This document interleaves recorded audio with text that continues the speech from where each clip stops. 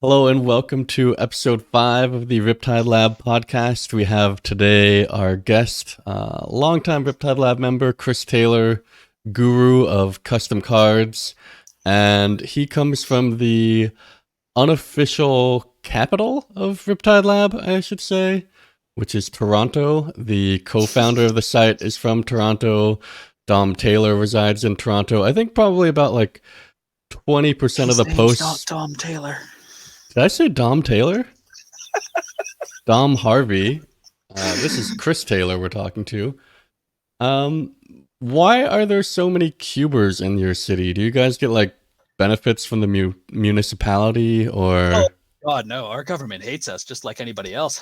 Honestly, like if we pan back to my story about that one guy who had a cube back in the day, Well, like that's not going to be in I the final cut, feel. but Okay, so like I feel like there was at least the germination of the idea of a cube a really long time ago in Toronto, like somewhat after the idea sprung up in Seattle as it originally did. Um, I can't remember the guy's name, but there was definitely someone who had a cube that people drafted that I, as a random magic person, knew about, like at the Ravnica City of Guilds pre-release, was it Evan which Irwin? no, it wasn't Evan. No, like this was a local. Like this was Okay. some local guy who didn't go to the same game store as I did. But like I had drafted his cube before it had existed for a non-zero amount of time. I remember he had like the Morphling in his cube had the Superman logo drawn on the sleeve. It was very cute. So you knew, like the front of the sleeve, not the back. Yeah, the front. Oh, okay. So that the text box was like, obscure so that if you didn't know what Morphling did, you had no clue what Morphling did. I would not have any clue anymore. Too many activated abilities. That card is not so great anymore. But anyway, so that, like, basically I had sort of heard of that idea from just random other people at my local game store Mm. and thought, well, that sounds fun. Like, yeah. And also, like, screw paying for drafting. We'll just buy all the cards like beforehand and then we can draft for free and do it Yeah. better. Much cheaper to But spend $10,000 on a cube and play it for free. yeah, somehow we hadn't actually cottoned on to the idea that you could just like Sharpie Black Lotus on a forest and then play Black Lotus in your cube without spending literal millions of dollars. But we eventually ended up trying that, and that didn't end up working out well. But The Sharpied it's Black been Lotus? we yeah we this cube that me and my friends had as high schoolers did at one point have power. And when we finally decided to cut the power just because it was warping draft so much, mostly because the rest of the cube was not what you would consider a vintage cube. It had like Exalted Angel in it. It was not good. But we we took out all of the power and we'd obviously proxied them. So we took every single one of them out of their sleeves, Mm-hmm. and Ancestral Recall was proxied on a giant growth, That's which I poetic. just to this day. You gotta keep it in the cycle. Oh yeah, absolutely. And so, like right off the bat, you were into creating custom cards. Actually, that came a little bit later. I'd had sort of the idea to do this every now and again.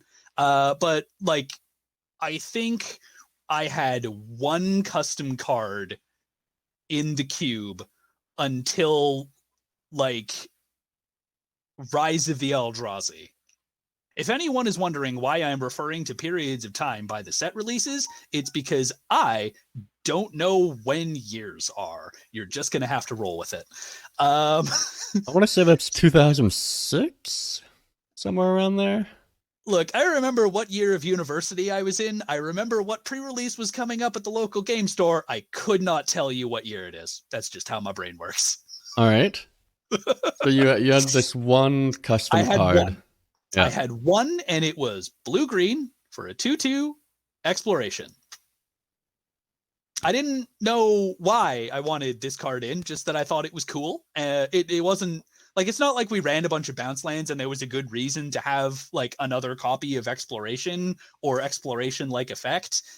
Exploration wasn't, might not have even been in the cube, but I had this. I've since long lost the card, the actual uh like image of that card, the first one that I'd You ever don't made. have it mounted on your wall No. like a business owner's first dollar. Oh my god, are you kidding me? I'm ashamed of that thing. Well, No, so yeah, no, I don't tend to keep a lot of the old cards that I've since cut. I've got like what I'm currently working on, and I've got what is currently in my cube, and like a tiny smattering of small cards that I've created for other people. Like someone needs a cycle filled in, and I'm like, yeah, here you go. Um, but yeah, it was called Wandering Chronologist, and it is pretty worthless. it sounds like a real card name. I'll try. I always try to bring a degree of realism to the stuff that I'm making. Whether or not it is something that Wizards would print right now, I want people to believe that this is the kind of card that Wizards could have printed had things gone differently, with like one or two exceptions. Yeah, I was looking through your your Cube Cobra list, and I find that the cards that you've put in there are pretty elegant and in a way that I feel like is very signal sending. Like if I look at Brass Scout, like to me it says okay, he's intentionally not put Thraben Inspector in there as I don't know, like my first thought looking at this would be this is a link between prowess and artifact matter stuff. It gives you another spell trigger and it gives you another artifact. In that, when I look at a lot of these cards, they seem like they take kind of the approach of how Wizards designs their own sets, and that they will print cards that are simply overlap glue cards between two or more themes that they're trying to promote in their set. And yeah. Well, I mean, I'm glad to hear that. It means I'm doing something right. Not necessarily everybody is going to get the reference that this is essentially Thraben Inspector, but it's a spell. But yeah, I'm usually, a lot of my designs are essentially existing Magic cards with like somewhere between 1 to 3 edits. Um, like even in white, like you'll notice on the screen right now is Majestic Keeper. If you'll just scroll down a little bit, Yep. that card is in Strixhaven. It just has another Magic card on the back with about 4 times as much text. And so I don't want anybody to have to experience that when they're already completely overloaded with custom cards that I've made. Yeah, when I was looking through, so this, what we've put on the screen is just like the subset of cards in his list that are custom cards. But when I was looking through the entire list, um, the cards that took me longest to grok were actually like Wizards of the Coast printed cards. And what's the name of that mechanic from Ikoria where you like morph on top of another creature? Oh, mutate. Mutate, yeah. There's like a I three love an idea, color mutate. mutate card that I think I had to read for like a good 90 seconds or something before it sunk in. Yeah. I love and I hate that mechanic because it does actually play well with a lot of the themes that I have going on in my cube, which I suppose we should probably talk about before we get into. Sure. Let's give me like the pitch for your current cube design. Well, actually, what we're if you could just pan over to the archetype primer cards that I've got in the forum thread. Yeah. Basically, my cube is set up with 3 color archetypes at its base. These 5 are what I've got going on right now.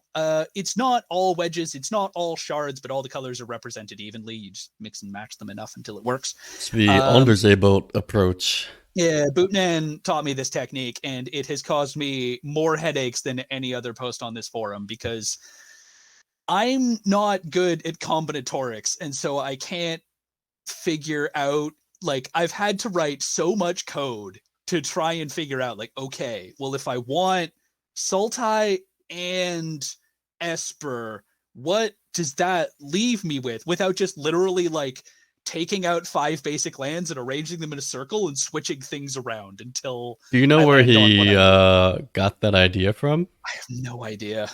It's a I almost don't want to find out. it's a Channel Fireball article by yours truly. You're kidding me. I have you to blame for this? Yeah, and if you go there, it's just a list of all the combinations of wedges and shards that you. So to those of you who aren't familiar with this concept, I think I printed around the like. Don't do work that somebody else has already done for you. Yeah.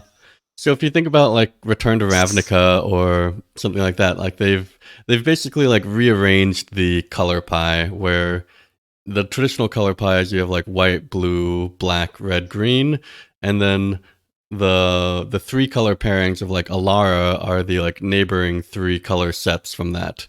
And what we have been playing with, and there are people on the forums who have spent years designing these types of cubes, is that you like switch around where those colors are in the color pie, and then you use those 3 color neighboring things. So here we start with Sultai, and then Esper, and Jessica. So we have like 3 shards and 2 wedges, and collectively they form up a balanced color represented color pie. It's not like 4 of these involve red for EG. Right. Each color should be in 3 of them. Yeah. And so basically what I've been trying to do, the goal is that the average deck in this cube, Path of Least Resistance, is going to be 2 colors plus a splash. And basically the goal is that if you're in a given 3 color combination, like let's just take Jeskai spells, you can have a blue-white deck, a blue-red deck, a red-white deck, or a 3 color deck that is spells based.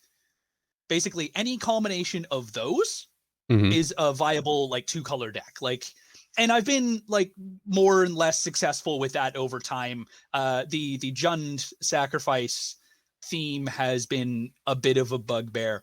I don't know. What do you mean by that? Could you build an aristocrats deck without black? Could you do it? Like, technically the answer is yes, but has anyone ever done that where it's just like, okay, I've got all these green token making spells and I have Goblin Bombardment exactly, and I'm going to fling them at you? Yeah, I mean... Or you could just draft a bunch of grave crawlers and have the very successful deck that many of us have put in our cubes. It's great. It's hard to incentivize people to actually do anything other than that. Yeah. Is that where custom cards come into play for you, or? Yes. And also, like, there are other things that I've tried to do to make all of these paths more appealing, so to speak. Like, I have also put in some nerfs, air quotes, to like the existing black-red Gravecrawler deck. But yeah, it's call that a work in progress. Sure. As a result, if the idea is that everybody's deck should be 2 colors plus a splash, fixing is very strong. I've got 2 sets of fetches. Who doesn't? Yeah, well, peasant cubes. Yeah, what was it? I think I've got like 70 non-basics or so. Yeah, it's how big is their cube? It's around it's like 450-ish. Like, okay. I do not in any way police how many cards are in it. So I think it's up to like 480 something at some point, just because I've lost track of adding cards to my multicolored section. But it's two fetches, shock, duel, and then like the bicycling lands from Amonkhet, just because they work really well. Mm-hmm. Yeah, so that's sort of the base idea of what's going on. There's no combo, like absolutely no combo. If anybody ever actually kills somebody with something infinite, that card gets removed immediately after that draft. But if you accidental Like the situations, white Anafenza that bolsters has like some infinite combos with persist creatures and it a does, sack and I've had outlet. to cut the card since, just Okay. because that's not what I believe in. Yeah. I think the funniest one actually was I was trying to find an overlap between plus and plus encounters and prowess or something, and I went, okay, or no, it was like birthing pod and plus encounters. And I'm like, okay, both of these archetypes want to keep a creature in play. What if I add Safi Eric's daughter, Yeah. which it's a 2/2 that says you can sack it, and the next time target creature would die, it doesn't. Like, that's the shorthand. It is a Hans Eriksson. So this card technically does one of those things. It can be used to protect a creature that you've loaded up with a bunch of plus encounters, and it also lets you like sack Shriekmaw and get another Shriekmaw, right? Like, it lets you do both of those things. But like the first game that it ever saw play in, somebody just got it, Sun Titan, and Blasting Station, and combo killed somebody in pretty short order. I'm like, oh great, well, can't run this anymore. Wait, does this Rude. keep the counters on it? No, it doesn't. There's very few cards that do. I wouldn't say it was a good idea, just that I was trying to find overlap between an archetype that wanted to keep cards in play and an archetype that wanted the cards to move zones a lot. Yeah. It's a very small part of the like Venn diagram. There's not a lot of cards that even fit that.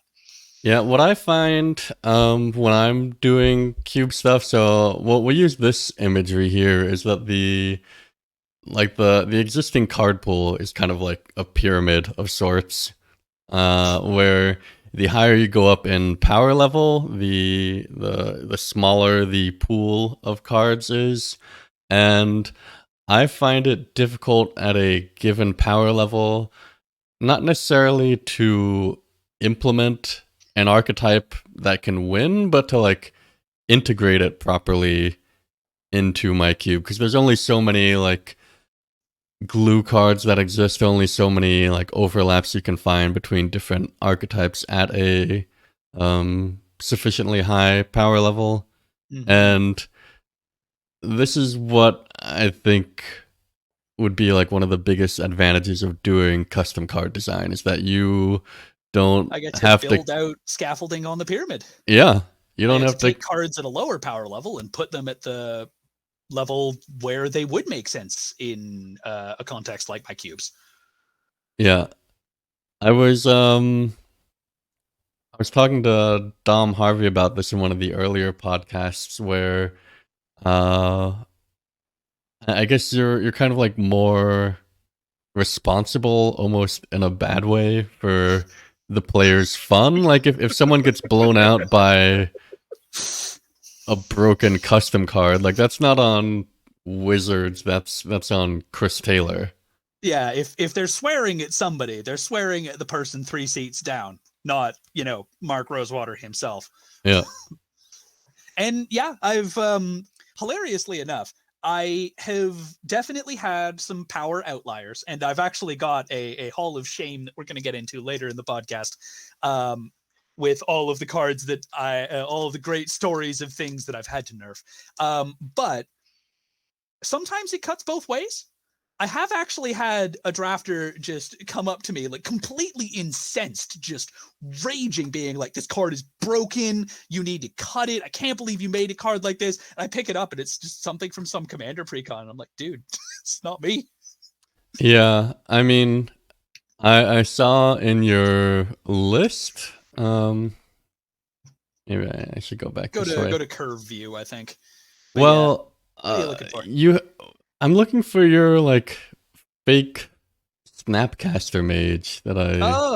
Oh yes, the altars. That I mean, you can filter for it, but like Yeah, I'll find it, but we'll just scroll down for a bit. If you if like yeah, the Snapcaster specifically, I have in the forum thread. If that's the specific image you're looking for.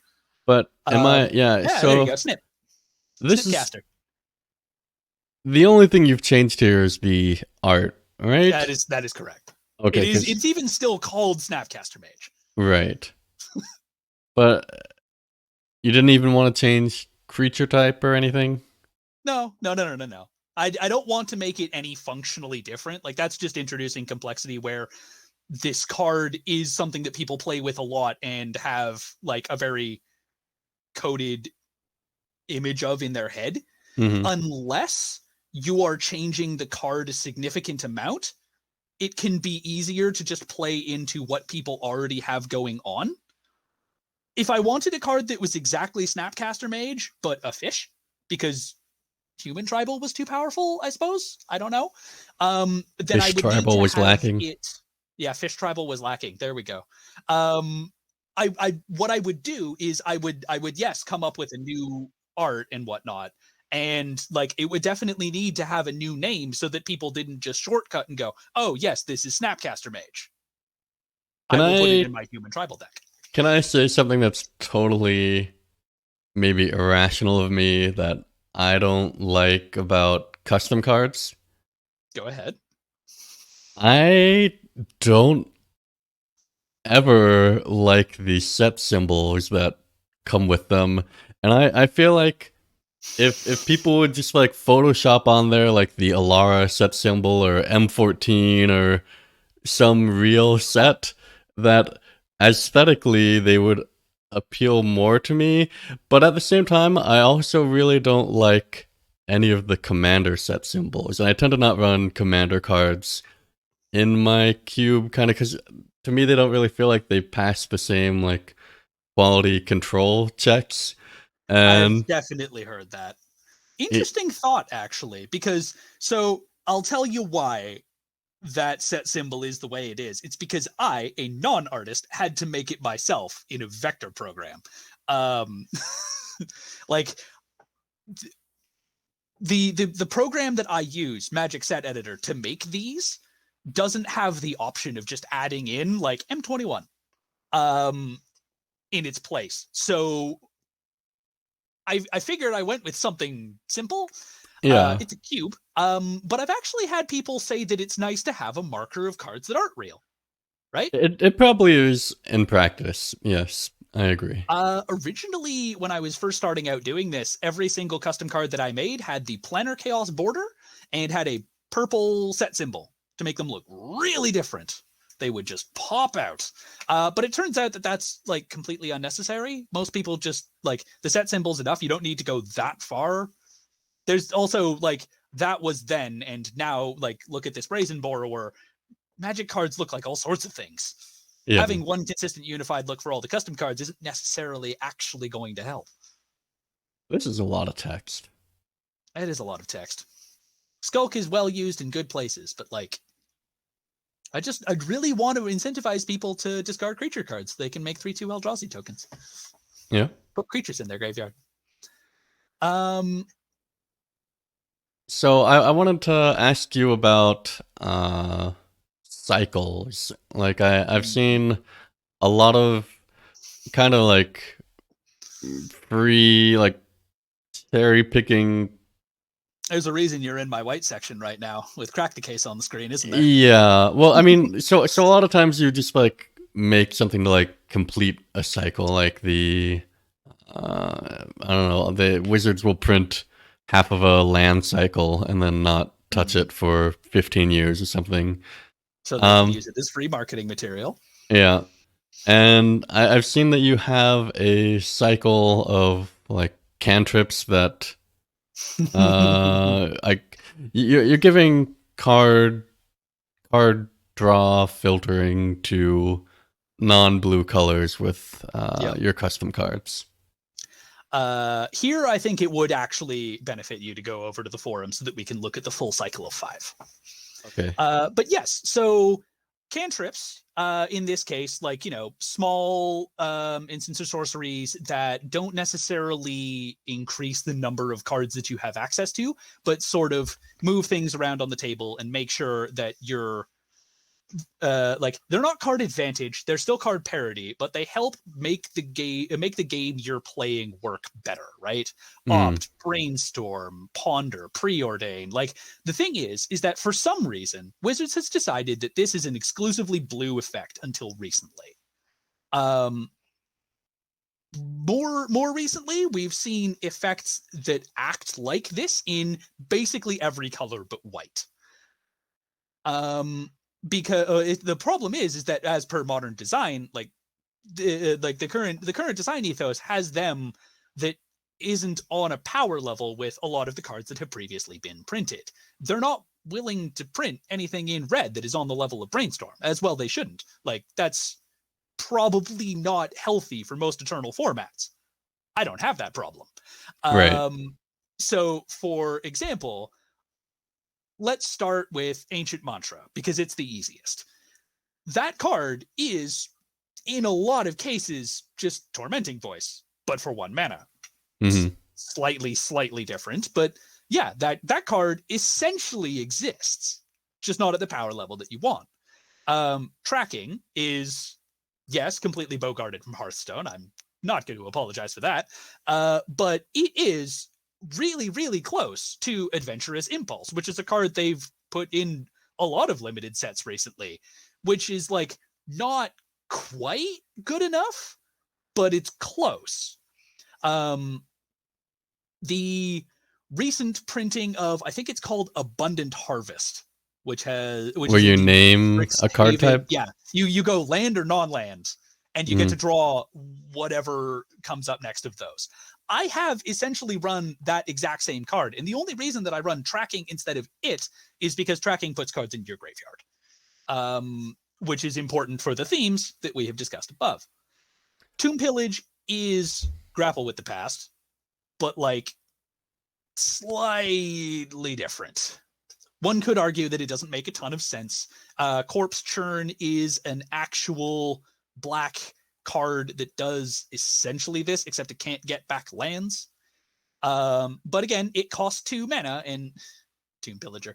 No, you're looking for Corpse. You're just bringing up Hearthstone cards to mock me. Well, you named this Tomb Pillage, and you I sure just did. brought up Tracking, so I.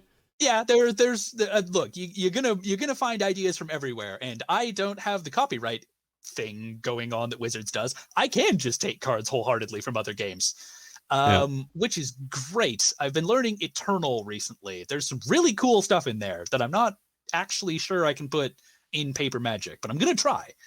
Do you think Analog. the need for like all these cantrips is like symptomatic of a design flaw of Magic as a game?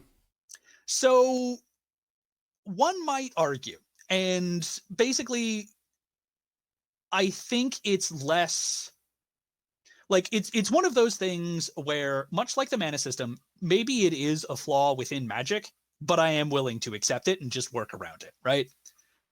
I think I think the benefits that are gained by, I don't know, having a random library is, I guess, what the issue that we're trying to solve here. Like, the fact that you need lands, essentially.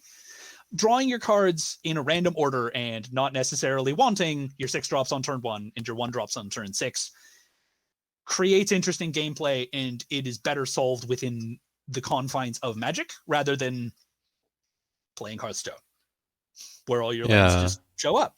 I mean, And you can still lose the to variance because, you draw your 6 drops on turn 1 and your 1 drops on turn 6. the predecessor to Hearthstone didn't it have a system where you could just lay down any card face down, kind of like as a mana Oh, source? Like a there few were games no. have tried that, actually. There are weird formats of Magic. I think it's called Mental Magic or Memory Magic. I'm unsure what I haven't played them in years. But there was a way that you could play Magic like that, and Hmm. it's different. It's very different from Magic. Um, And there's a lot of adapting that you need to do if you're just going to play cards face down as lands, right? Like, because at that point, like, okay, well, what color does that land tap for? Is it just tap for anything? Are we just going full Yu-Gi-Oh here? Or like, are you somehow keeping track of what kind of land that you've put down to make this non-Magic gameplay feel more like Magic? It's very strange. Yeah.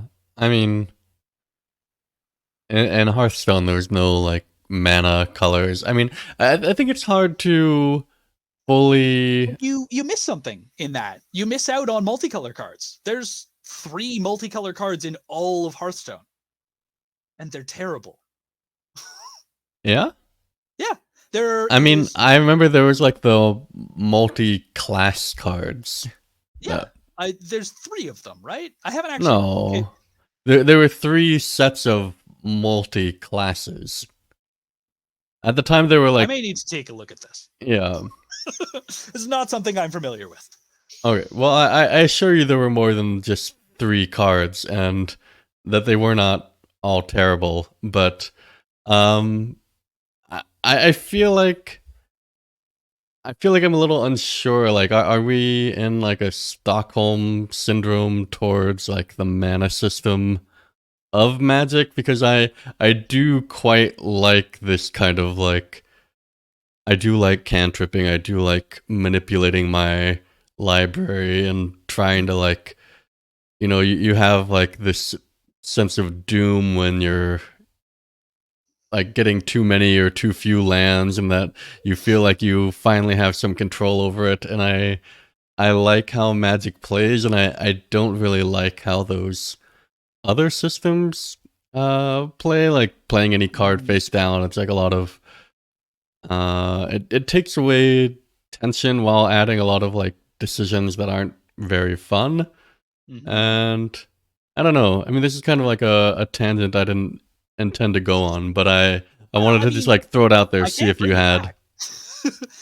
So you're far more willing to mess with the base rules of what Magic is. I don't necessarily have that space. A previous podcast have brought up the idea of your complexity budget, right? That look, Magic's a complicated game, and if you're going to be stipulating things on top of that, like Dom's Cube, all the basics are snow. That's just a thing that he says when you draft with him. And that lets him play cards that you otherwise couldn't. If I did that, imagine being a player sitting down at this table for the first time. So it's like, oh, okay, so wait, all these cards that say snow on them, those just refer to basic lands, but maybe also other cards. And then there's also this thing, and white's drawing cards, and how do fetch lands work again? And then their brain just explodes, right? Like, this is not, you don't want to overload people. And my complexity budget is already extremely high because of the fact that, like, I'm playing with cards that Magic players might not be familiar with. I'm using mechanics that don't work. But that's true of like any low power cuber also. Like, I feel like the average Magic player kind of knows the highlights of Constructed or a sampling of them, but if you pull out some like card that only saw play in like Theros Limited or something, like, you'd be surprised at the cards that stick out in people's minds. I remember random flavor texts from Mirage, cards I have never played with because for some reason they stuck in my brain. Just because a card isn't seeing constructed play doesn't mean that players aren't going to have a resonance with it for some reason you can't even control. Right. I just meant like there's all sorts of cubes that contain legal Magic cards that still require quite a bunch of reading, at least from my end, when I open a pack. So Us old men of the internet might not be the best examples here. I haven't played constructed Magic in a decade, so yeah, the card that you're currently talking, the card in that pack that like is actually really cool and new, I have no clue. I don't play Type 2 anymore. Yeah. Do they The even fact that I'm call it calling Type it type, 2? yeah, I was Yeah. about to say the fact that I'm calling it Type 2 tells you all you need to know, really. Um, I want to bring it back for a little bit before I go back to the cantrips. Cards that don't work. Can you just hit home so you go up to the top? I need to talk about Erish and Vanguard, I think. Is there a home button? On your keyboard, mate. Oh There you no. go. You're up at the top now anyway. Yeah. Okay, so now Erish and Vanguard. Oh no, I haven't changed that yet. Okay, if you scroll down slightly further, we're looking for there you go, Angelic Mentor. Okay, Got it. this card says creatures you control with power greater than their base power have flying. This is not legal magic text, even though it sounds like it. I've talked with a few judges on this. The opinion is somewhat split, but basically the way layers work in Magic, and I know I'm getting real technical here, you can't check this. You can give creatures with you can give creatures with flying +1/+1. You can't give creatures with +1/+1 flying. You know what? It just doesn't let you. Fuck layers. And that is exactly the like attitude that I've taken, because you, as a human being and a Magic player, can look at this card and go, yeah, okay. But yeah. Wizards can't print this. They're not allowed unless they change the rules. Right? Like, they would need to add in like layer 17D. Someone's told me what they'd actually need to change.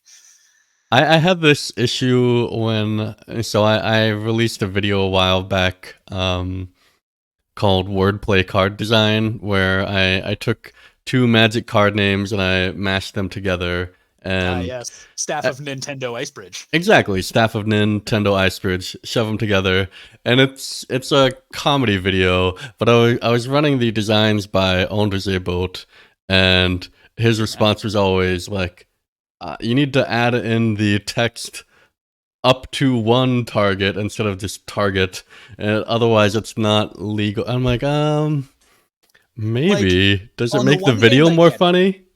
Yeah. Just put a big disclaimer at the beginning going like, yeah, I get it, none of these work. Laugh, damn it. Yeah. Please laugh. Like, Magic has actually benefited from the fact that the rules engine was designed by lawyers, not by game designers. It has helped because there's basically no unexplained corner case. Yeah, I mean, I do think that if they could do it again, they would redesign a lot of this stuff. I'm not arguing that. I'm just arguing that, like, Hearthstone has a card called ETC, Elite Tauren Chieftain, and you cannot discern what that card does by reading it because it's a digital game. And they were just like, it's fun. Yeah, I mean, I don't think it's fun. You play with it, and then you see something happen, and then you go to a wiki, and that's how. Yay! Go to a wiki. What delightful game design. Can I say that so one of the things that I like about Slay the Spire is that I do not need to go to a wiki while playing it. And a lot of other like roguelikes, like maybe it's not this way anymore. That's what I was going to say, that I get some item and I have to stop playing and pull up my phone and figure out what it does, and it just, I don't know. To me, it's unacceptable, but it's certainly something worth avoiding.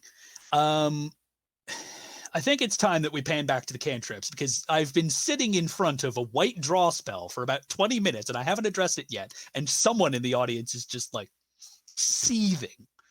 Look, I'm going to say it. Wizards is wrong here. I think it is like complete bullshit that white can't even filter their cards. I get that like white is not allowed to like they can do it with learning. Like a big draw spell, right? Like concentrate, 4 mana, draw 3. Like, I get that white's not allowed to do that, sure. Every single color should have some sort of draw smoothing cantrip. And so I tried to make one, and it's really hard to make one that feels white. This is the best I've come up with, and it's jumping through so many hoops to just basically be opt. I hate it, but it's what I have to work with right now. Do you? You got a better idea? Well, I mean, so what you are saying is that you are not beholden to the list of cards that Wizards has made, but you are I am beholden to semi their expectations. yeah, you're semi beholden to their color pie. Mm-hmm.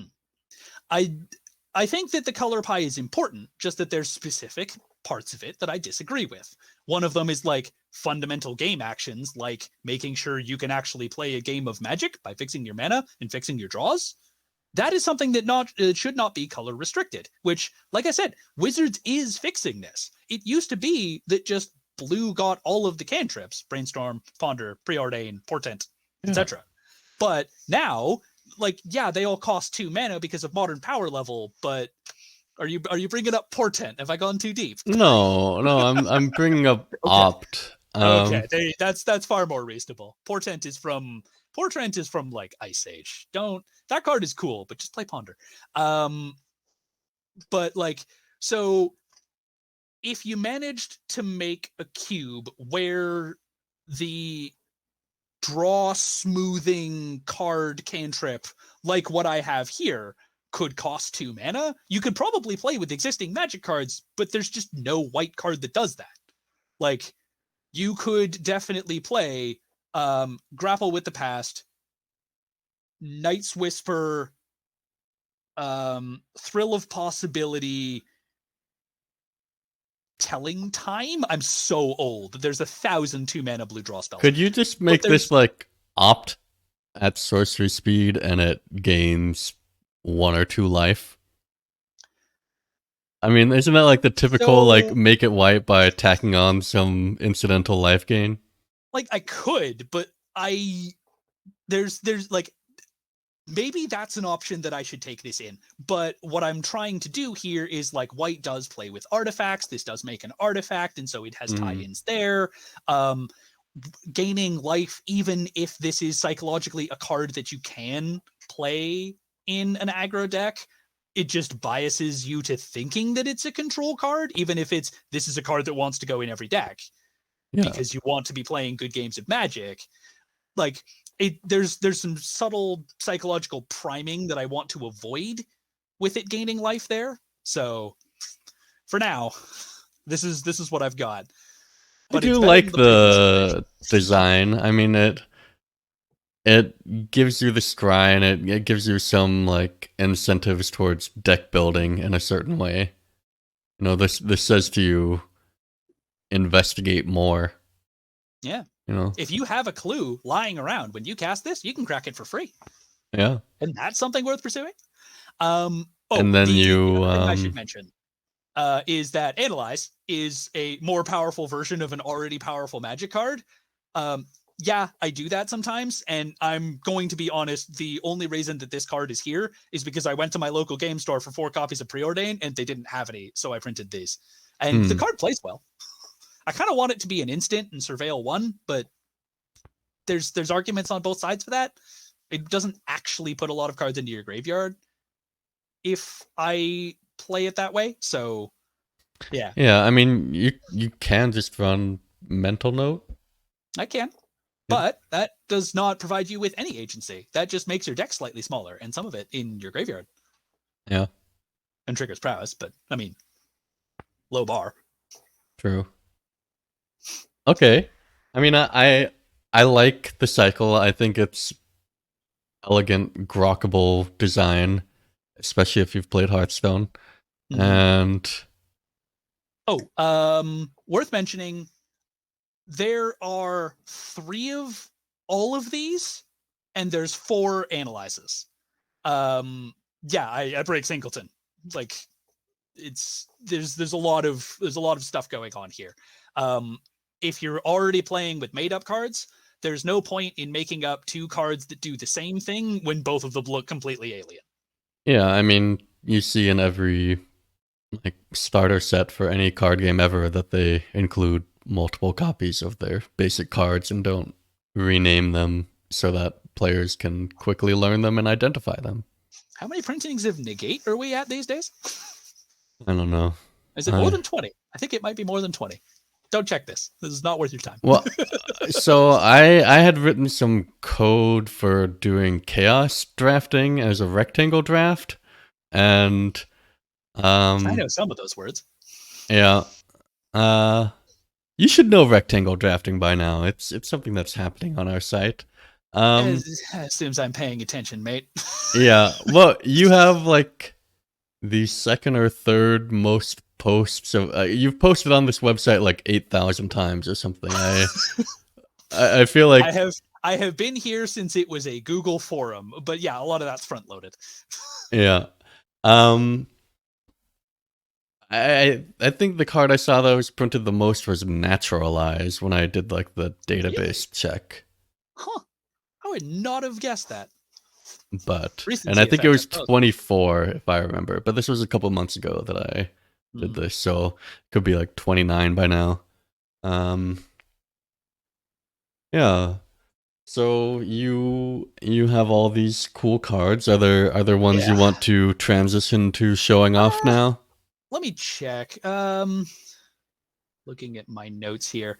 So yeah, here's yeah, we were talking about the altars earlier. Let's just skip past the 8 wastelands that you just saw and talk about these. Like, yeah, sometimes I make a custom version of a card because I want the rules text. Sometimes it's just because it's cool. Snipcaster Mage is just delightful. I don't like any of the arts on Tarmogoyf for Young Pyromancer, so I went with these. And Volrath Stronghold is a black card. Like, just because you can't actually destroy it with something that says destroy target black permanent, like, this can, like, what I've got there with the black frame on it conveys the actual, like, intended meaning of the card better. So there are some like concessions to that as well. Is Tarmogoyf a dumb card? Define dumb. I don't know. I feel like there's like, I mean, I play digitally, so it's okay. But when I play in paper, I always feel like it's like all the graveyard accounting, and to like put that type of thing on a like tier 1 eternal card is, to me, kind of dumb. But well, I mean, I will say, look, I'm obviously going to be biased here. I run 2 copies of Tarmogoyf, so I do love the thing. I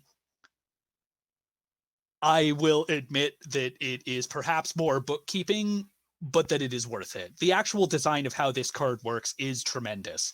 I have played around a lot in the space of this card gets bigger based on something with graveyard.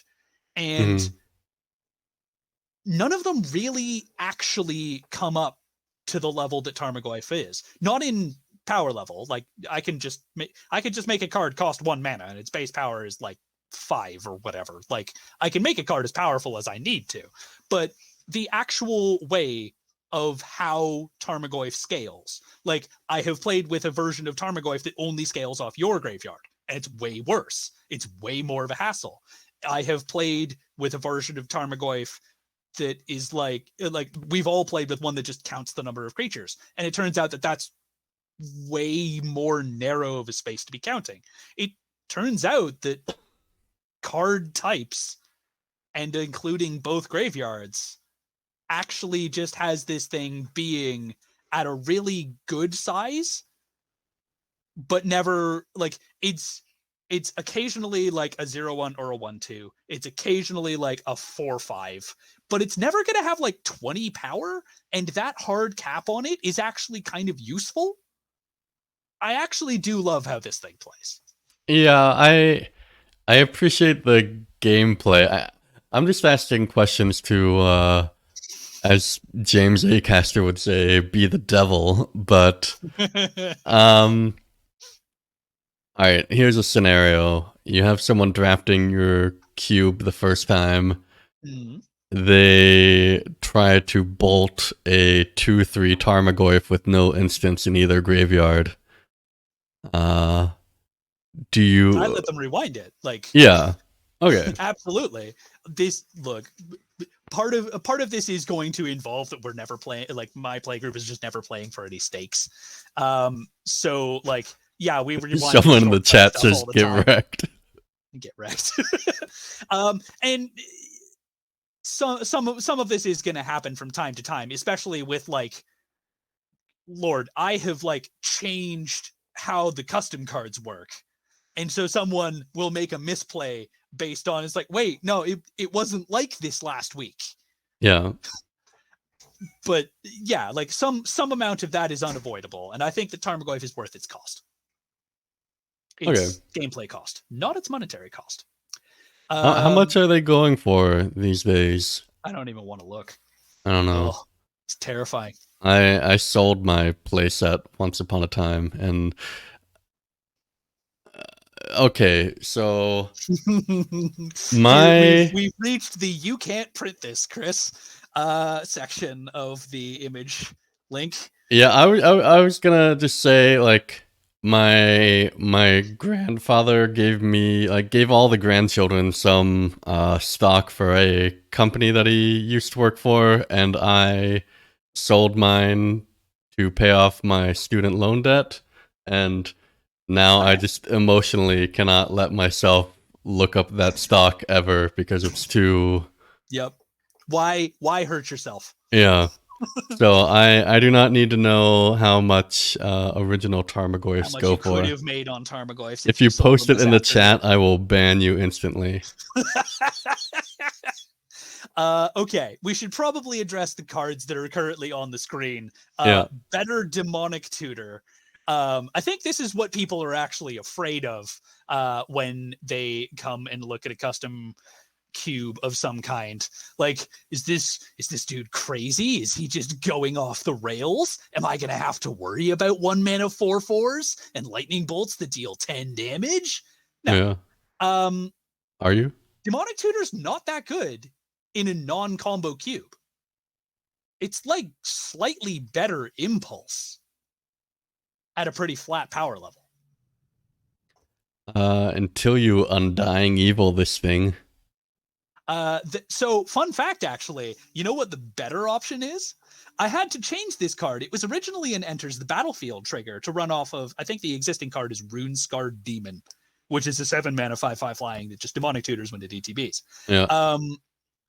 But what you could do is you can evoke it for 1 and a black, and then search your library for Ephemerate, and then just Ephemerate it with the sacrifice trigger on the stack, and then go find something else.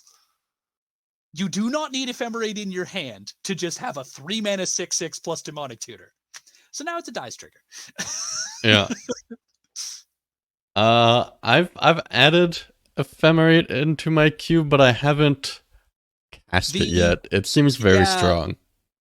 Well, certainly this this specific interaction would be the drafter in question was doing it with Restoration Angel, but that's still a bit much, especially since you don't need the offending card, Resto or Ephemerate in this case, in your hand. Like, you can go find it with that initial tutor. Is this the so this is not the Hall of Shame yet? Then I take it. No. This card. So this is the thing. Whisper Smoke here is fine. The main reason that I've actually made this edit is so now if you if you've got your Tomb Pillage or some other thing that returns a creature from your graveyard to your hand, you can regrow your Demonic Tutor. I made it easier to cast your Demonic Tutor twice and no one cares. Yeah. I mean, like everything, it's all context sensitive. Yep. So if you've built your cube in such a way that Demonic Tutor being recast, which is not... I'll venture is a lot more cubes than you might think. Try Yeah. it with yours. Well, I mean, I have Demonic Tutor in mind, and I've not found it to be oppressive in any way, but I can imagine. Oh, there we go. No, I figured it out. Remember we were saying about the cantrips, right? You can build a cube using totally existing cards if your cantrips just cost 2. So you run Thrill of Possibility, you run Thrill of Possibility and Telling Time and um Grapple with the Past and Demonic Tutor. You just run 3 copies of Demonic Tutor. That'll fix your draws. Yeah. Yeah. I like it. Idea Plant is not a printable Magic card. I have described this to people as this would single-handedly ruin Legacy. What if Thoughtseize was blue and drew you a card? It's not exactly Thoughtseize. Like what this It's is like the this is Vendilion click Clique. trigger. Yeah, this is Vendilion Clique's trigger, and it draws a card. Yeah. And yeah, no, this card would not be balanced in constructed Magic. No. WotC, if you're listening, and for some reason the legal team has decided that you can steal designs from other people, don't make this. It's a bad idea, but it's fine in a limited format with a flat power level because, on average, if you Vendilion Clique somebody, you're not making their hand like 5 times worse. You're making it like 10% worse. I think you're like overstating the reach of this podcast. Look, one of the things that you learn when you start making cards is that WotC staff can't see your designs. Like Mark Rosewater has a disclaimer on his like Tumblr that is like, if I ever see something from a fan and it looks like they're trying to give me a card idea, I shut it down and stop reading. Can we like use that to our advantage if we meet him in person? Like, can you like force him like down a narrow alleyway by like holding up custom card pictures and not? I don't know what the legal team will be like, but like, what are you gonna do? Stop him from printing hypothetical cards that you don't like? He can just staple Gain 1 life onto any of them and be scot-free, by the way. Like, this is... Yeah, and I'll make it a white card. Yeah, oh, dang. Oh, I can force him to stop making good white cards. No! I don't buy into this whole white is not strong enough thing that seems to be going around the Magic world. I feel like it's coming from EDH and doesn't apply to the card pool at large. I feel like there are, like, basically the counter argument from Wizards has mostly been that yeah, like you're playing the wrong format for white to be good. Like, yeah, white would be a lot better if everybody started at 20 and you only had one opponent. Like, if you want to play white, just stop playing the format where you have like 4 times as much work to do to kill somebody. And there's certainly a lot of merit to that, even if like a lot of people only play EDH and just want to play white and maybe they should be catered to. But I mean, honestly, like it very much depends on a given format. Like we've been joking about the fact that blue-green mythics are just probably broken, just, you know, for sake of historical recency. Yeah. How many? The new Kazmina is probably not all that great, but we all joked about it because it has the same it has the same mana cost as Oko and Uro, the other one, which I am running. Yeah, again, this card is not particularly heinous in limited. I was wondering, so I have this idea for a video series, and I'll get to why I want to make it.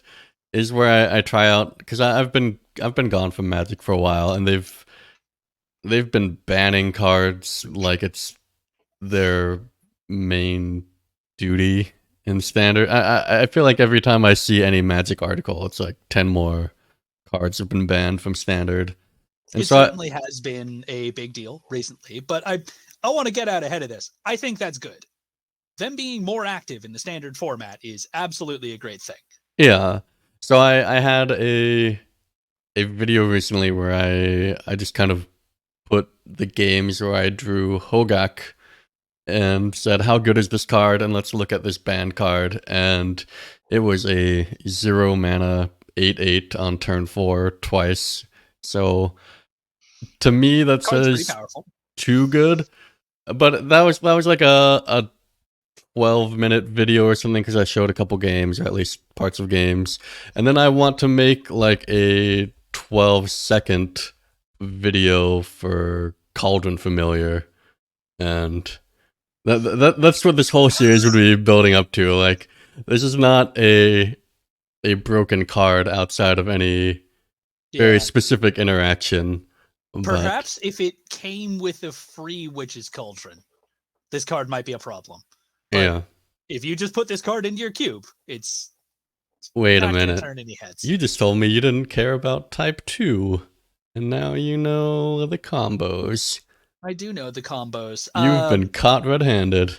Yeah, exactly. Well, so look, I look for ideas from a whole bunch of places, and I'm certainly not current on what type 2 is currently about. But when someone tells me, hey, Chris, there's this cool Aristocrats deck in standard, or they're like, I'm talking to them about the Aristocrats deck in my cube, but they're like, oh, like the standard one? And I'm like, oh, fine, hold on, let me Google this. Yeah. If you want to keep going with looking at the Skyshroud pack leader here, this one's an interesting story, actually. So what this does is, I get it. Go on. yeah. So in layman's terms, what this card does is it's a 2/2 that puts a 3-mana 3/3 in your hand, and to actually make that work in Magic rules is somewhat difficult. This puts a thing in your command zone that you can cast. I have to do a bit of reaching, but the idea for this card actually came from Hearthstone. I know, it's all on theme. And so, like, the idea of this card came from Hearthstone because there are a few cards in that game, a surprisingly small amount actually, that put a spell in your hand. Archmage Antonidas is my favorite here. Whenever you cast a spell, in Magic's terms, an instant or sorcery, he puts an instant or sorcery in your hand. He puts a fireball into your hand. A fireball in your hand. Did you only play the first year of Hearthstone? Oh my god, I love Archmage Antonidas so much, and he would not make. There's so many reasons why he wouldn't make sense in Magic. Well, like, when I played Hearthstone, there were about like 100 cards that put random spells and things into your hand. So I think maybe you played like the core set. Am I wrong in that? So it. Okay, are you counting the discover a blah mechanic? Because that is very cool, but definitely can't be done in paper Magic. Like, well, eventually they made like 3 random creatures from all of Magic. Wait, no. Yeah, eventually they made the mage like main theme that you would get random mage spells like sampled from whatever spells were legal in your format. Yeah. And they made priest's thing be that you get random cards from your opponent's deck, and rogue's theme that you get random cards from your opponent's class. So after a while, there were just tons of these random spell generating cards that were quite aggressively costed. Yes. However, as soon as you introduce the word like random, like every single one of those examples that you did, a random card from the format that is legal right now, like, no, I'm not typing that out on a Magic card. I don't want to have to resolve that spell by hand. No, you just need to make a phone app. Put a specific card in your hand. Oh, wouldn't that be sweet though if you made like a companion app for your cube that you're just sitting there with like 4 Magic cards in your phone in your hand. You're like, hold on. Draw. I will cast Fireball. Yeah. You could have your phone would load up this image of Summon Golem, and then you just slap your phone on the table and...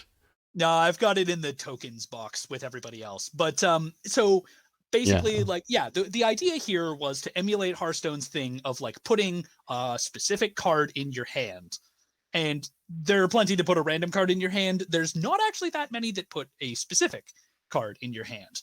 And so there's a lot of space here, but it's almost overwhelming. So I haven't actually had that many cards that specifically utilize this scroll mechanic. However, the interesting reason I bring this up is because Mark Rosewater's podcast, Drive to Work, he's recently, in talking about Strixhaven's design, mentioned that this mechanic almost made it in. Well, it's kind of what learn is, right? Like Yeah.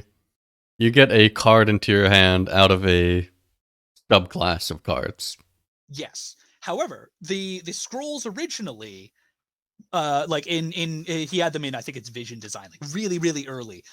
They were artifact cards that you paid a cost and sacrifice to cast a given spell. So they had commons that would like take a spell from somewhere in the game and put it on a scroll. So like you'd have like the world's jankiest Snapcaster mage that exiled a card from your graveyard and put it on a scroll, and then you could cast that later. What if you had like a scroll token? You know, like this thing enters the battlefield with a scroll token, and then like tap, remove a scroll token, and then you can like proliferate it to get more casts out of it. And Jason, please, you've gone too deep. No, we're just starting here. I cast Volt Charge. I'm going to put 2 +1/+1 counters on 2 of my creatures. I'm going to add a charge counter to this artifact, and I'm going to draw a card. Go. Yeah. Actually, wait, no, sorry, combat.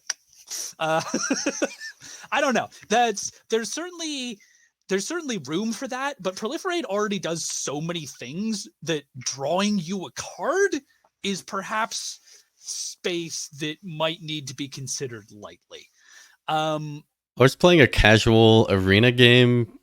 I just started playing arena, and I literally did not understand what happened within the game because my opponent was playing like a green-white Saga deck, and then they reanimated their Vorinclex and did something, and then all these Sagas hit the table, and they were all on level 2, and I didn't understand why, and the game ended, and I had to like go back to the battlefield and figure out that like the Sagas are actually counters that you add on it. And okay, maybe that's just because I'm pretty deep in this, but that's just what Vorinclex does. He also stops your opponent's Sagas from advancing at all, by the way. Oh. Yeah, he rounds down. So he says like, the villains' permanents get half their given counters rounded down. So you try and put a counter on it, and you put 0 counters on it, and it just sits there. Doesn't do anything. It's a lot of text on one card. The Vorinclex is a novel, as is most of Kaldheim. But this came up in the like discussion during the preview season. There's a lot of weird stuff. Actually, if you could scroll up to the 8 Wastelands, I think now is a good time to get into that. Hopefully everybody can read these. This is Definitely what happens when I need to go through an iterative design of 8 cards. Oh, you made them all into one image. Yeah, it's one image. Well, because there's only so many images per thing. Okay. Well, I don't know. Can you hide us for a bit? Or can people just read this? I don't know. You guys in the chat, can you read this? I don't have perspective here. Yeah. Well, I could also just go over them verbally, but someone says they can read it. They can read it. Okay. We have a literate chat. Yay. I'm so happy. So one of the journeys that I needed to go on was I like bits of the card Wasteland, and there's bits of it that I don't like as well. So I feel that it is necessary in a format such as mine to have answers to problematic non-basic lands. Oh, can I click on that? Ooh. Whoa. Look at this new format, this new Oh my god, our forums are amazing. Thank you, James. we just upgraded our forum software and we don't even know what it does. So There's so we're many cool things that I'm learning every day. It's yeah. hilarious. But yeah, so like in the Dark Ages, I was running just 4 copies of Wasteland because that felt better than Wasteland, Strip Mine, Dust Bowl, and Tectonic Edge. Yeah. And there were good things that this did and there were bad things that this did, right? Like it was very nice that everyone had a high powered answer to like Creeping Tar Pit and Volrath Stronghold.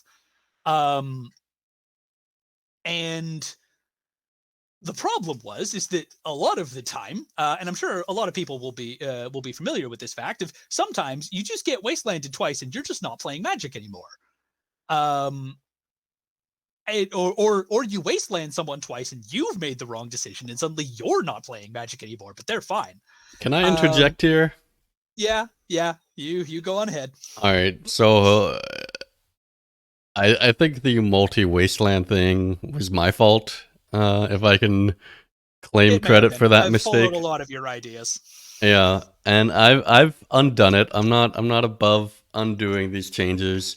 And I had like a video like on our YouTube channel, but it was like 8 years ago about Oh no. Wasteland and Cube, and basically nobody watched it except Eric Chan left a comment on it like, "Ooh, I got wastelanded and now I can't play Magic." And that's the That is the legacy of Wasteland. Unfortunately, what are you running these days, uh, or are uh, you just letting everybody fly their freak flag and you just have to Doomblade all my right. things? So the idea originally, like, I had this article called "Learning from Legacy" where I was trying to like take these fun concepts that I saw in Legacy and they're like, And somehow Wasteland made the list of fun concepts from Legacy. yeah, well, okay. So in Legacy, people have a very low curve, and if you have a polluted delta, you can choose to get swamp or island or one of your dual lands, right? But if you have polluted delta in cube, you might not even be in some blue black combination. So then it's between, I don't know, island or hallowed Organic Forest. fountain. And if you need white, you don't have like the play around like, ah, I'm gonna fetch a basic and that's how I'm gonna handle this. Like, you just have to fetch your duel, and so you didn't have like the layer of Necessary counterplay, counterplay. yeah, that you get in Legacy. And the other thing that's happened is that they've made like the proactive cards so much better over the years that the approach I went with was to remove the wastelands and to increase like the quality of cards elsewhere. Because like if you think about like cube as a whole, like when I started cubing, there were like 200 articles a year on how do you make aggro viable in cube. And to me it was really dumb because I mean I could ask like anybody like how do you make one strategy better in a game or like more viable. You either make it better or you make the other ones worse. And with singleton there's like a cap on like how good you can make things based on the card pool that exists. And with Power Max, which is also what a lot of cubes were designed with, if they're unwilling to cut their worm coil engine or whatever, there's like, the other archetypes are going to get up to their potential. And if this is like where aggro gets to, like I wanted to balance it somehow. And Hmm. breaking singleton on Wasteland at the time was like a way to balance my cube that worked. And then over time, it just became unnecessary from my Hmm. perspective. So, I mean, in your cube these days, if somebody's staring down a creeping tar pit, what are their options? Uh, you gotta kill it. Well, I don't have, You got to kill it with like a card in your hand. yeah, or Okay, uh, that's I have Tectonic Edge. okay. Do you have like 3 or 4, or do you just have like 1? All right. So in my main cube, there are no two color manlands. Like my mana base is 2.5 cycles of shocks. I mean of fetches, and then cycle of shock, cycle of dual land.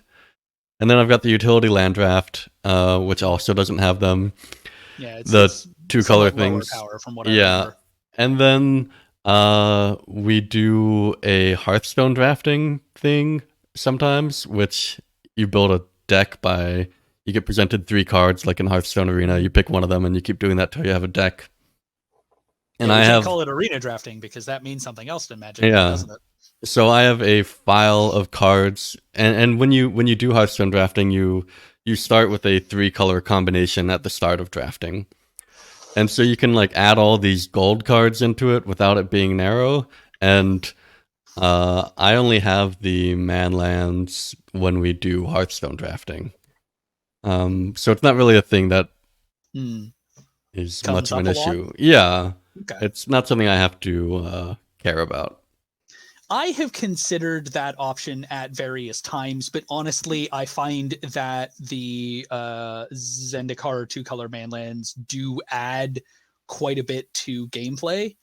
Just like I like what they do, Me right? too. In the Yeah. fact that they both mostly in the fact that they both offer fixing and the utility of just like if there's something to kill your opponent with, which is nice. And I have considered just leaving that as an open valve, like just saying that, like, yeah, if you're staring down a creeping tar pit, you're going to need to kill that with a card in your hand, or you're going to die. Or you race it. I mean, it's doing 3 a turn. Sometimes, but it depends, right? All of this is completely contextual, and Yeah. the basically what I'm saying is that there is a lot of inherent power in like just having another creature in play because you drafted creeping tar pit or whichever. And so what I've tried to do is the purpose for which I originally had Wasteland was to offer some sort of safety valve that like would let a control based deck keep up. Because they need all of the cards in their hand to deal with like the spells that your opponent's playing, right? Those are creatures that you're going to need to Doomblade. And you might not necessarily have one left if your opponent just drafted a certain amount of manlands. So I've tried something. And as you can see from on the screen, I've tried many somethings because Wasteland didn't work. There was just too much rough gameplay with just getting Wastelanded out. I tried Tectonic Edge, and that effect was lessened, but it wasn't gone, and so I still wasn't really happy. Did you have to rename it every time? Well, I mean, the first 2, technically these are all different design. Like, I didn't want to post 10 cards of like the same name. Okay. And also, like, I renamed it each time to signify to my drafters that it was a different card now, right? These all do different things, other than the last 2, basically. And so, like, I tried Ghost Quarter, and it turns out Ghost Quarter is just not good enough when you're not destroying, like, Gaia's Cradle with it. Like, the threat of the non-basic lands was high, but it wasn't that high. And so up until recently, I had been trying Field of Ruin, which is even worse. It's so difficult to activate for the like small benefit that you get of like you're not down a land once the dust settles. And so from there, being disappointed with all the reasonable options that Wizards had presented to me, as I always do, I tried my own hand at it. Firstly, Dusty Canyon destroys a non-basic land, and then they can put search their library for basic, but put it in their hand. So it's like Ghost Quarter, but it offers some sort of tempo like benefit, which works, but some like the difference between just killing a land so that your opponent never gets it back and bouncing a land essentially here, like this one is doing, is not as big as I'd like. There's still a lot of the wasteland feeling in that design. Colonist Camp, the only one of these with flavor text, destroys a non-basic land and then they get a treasure. Yeah. This also has problems because if you thought bouncing a land, what if they only got that land once? This one's even more towards the side of Wasteland. Frozen Wasteland is just better Rishadan port. For some reason, I thought that was a great idea. It's just like, okay, well, why don't we just make Strip Mine? That one doesn't even say non-basic. It just taps the land down forever. It taps this forever. It's just Strip Mine. I don't know why I did this. Here's where we start getting creative. Primal Desert counters an activated ability from a land and then destroys that land if it's on the battlefield. This is weird. Yeah. This is really weird because sure, it lets you, like, if someone goes to animate their Creeping Tar Pit, you could use this and go, no, it's not attacking. It's also dead. But this also lets you stop someone from fetch landing on turn 1, like Stifle style. Yeah. Which is, more wasteland than I would like these to be. It also randomly stops people's cycling lands. Like, you're flooding out and you're just like, oh, Forgotten Cave, cycle. And then the person's like, no. Again, so the issues with that design. Desolate Cradle. Destroy target land with an activated ability that isn't a mana ability. Okay, we're getting closer. This lets you kill a Creeping Tar Pit without them animating it.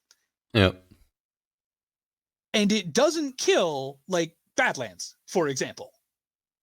That's fine. But it does let you kill a cycling land, because that's an activated ability, even though you could not use that ability while this card was in play. You can also still kill Creeping Tar Pit on turn 1 with this thing, which is not great. Like, it's still got that wastelandy aspect to it. Boreal Frontier is another, we're almost at the end here. This destroys, this is basically Field of Ruin. Play this ability only once.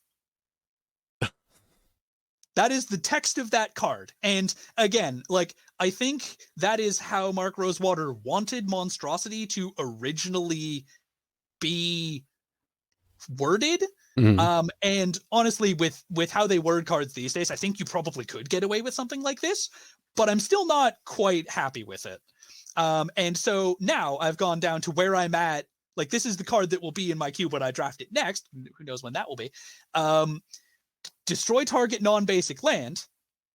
Each player, so it's sack it, destroy target non-basic land. Each player makes a wastes, which is just a land that taps for a colorless, and that's it. And are you happy with this iteration? I don't know yet. I'm gonna try it. I hope it works. It gives me an excuse to put the full art wastes that I bought back when I thought there was going to be a 6-color or magic back in the basic box. Yeah, that's good enough Use reason all for me. 6 of those cards. Yeah. And so, like, this is the kind of thought process that I can go through when I see something that has merit in Magic, but I don't. There's bits of it that I don't like, and I felt that this was the easiest way to sort of illustrate that without just sort of going like, oh, okay, well, here's a 2-mana 2/2, and I've added the next set's keyword onto it. Yeah. I'm gonna have to interrupt you a little bit. If you haven't noticed, I've been kind of quiet the last few minutes. I've been getting over a cold, and I can feel my throat like swelling shut. So my ability to talk is quickly disappearing. So we're gonna have to wrap things up for today. But I think it seems like you have a lot to cover still. So at some point, at some point in the future, we'll have you back on. But for today, I think you have sufficiently entertained our viewers. I have been going for, God, has it been like over 2 hours? No, we're at like an hour and 25 minutes that we've been live. That's not short. Fair. Yeah. It's all right. All right, well, thank you. We can keep the archive then. I'll see if there's anything else I need to talk about between now and whenever that ends up being. Yeah, it's great being on. We'll see your next 12 Wasteland iterations when we talk to you next. I will say this happened over the course of like 10 years. This is not like, sure, it looks rapid fire now, but Yeah. All right. I'll leave right. it there. Thanks, Chris. Thank you, everybody, for watching. Bye.